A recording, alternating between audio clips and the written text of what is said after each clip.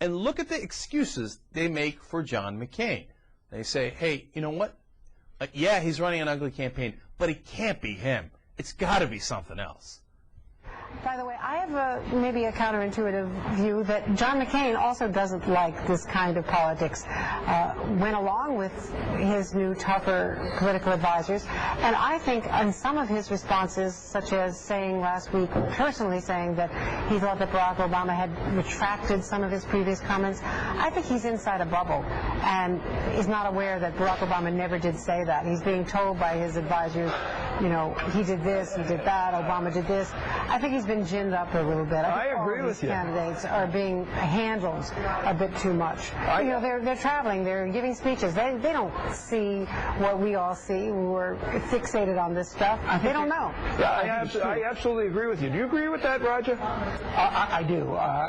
For a guy who's supposed to have such a famous temper, McCain really doesn't like attacking. I think Andrea's exactly right about that, which is why I think he is often uncomfortable with his own campaign. The Britney and Paris ad, I think, will go down in history as one of the most visually incoherent ads ever shown on TV. At the end of it, it just made John McCain, in my opinion, look like a grumpy old man. Well, it also, I would think, gets to his something that he's very proud of, has been very proud of, and it's clear in talking to him over the years, his sense of honor. And I think an ad like that offended, or would offend if he paid attention to it, his sense of honor. Do you agree with that, Andrea? I do, but I think that he may have been misled about what Obama did or did not say, about how he may have been mischaracterized from the House caucus meeting that he attended.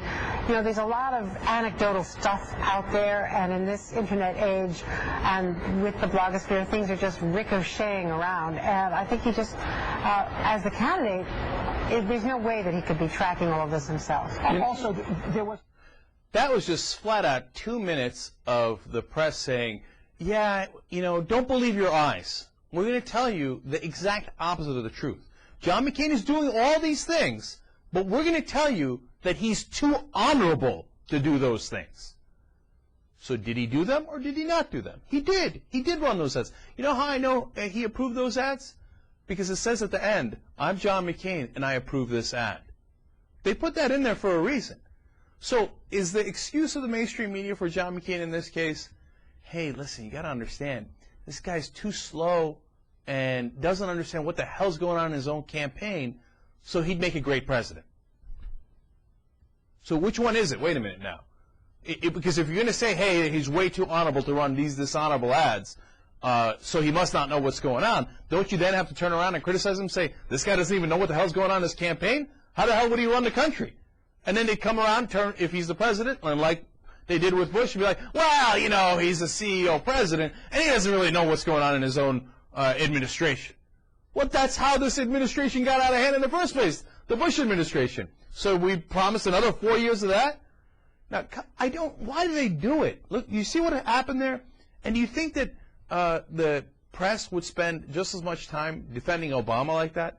If Obama made mistake after mistake or ran some cheap, dirty ads that were flat out not true, do you think the press would all gather around at their little table there and go, oh, no, Obama's way too good for this. In fact, he didn't actually approve these ads. He doesn't know what's happening in his campaign. His advisors must have misled him because Obama's such a great guy, he would never do this. They wouldn't do that. They'd say, how can this guy do this? Look at this, against this honorable John McCain. I got to ask that question. I ask it over and over again because it is so critical to this process. Why does the press want to cover for John McCain so badly?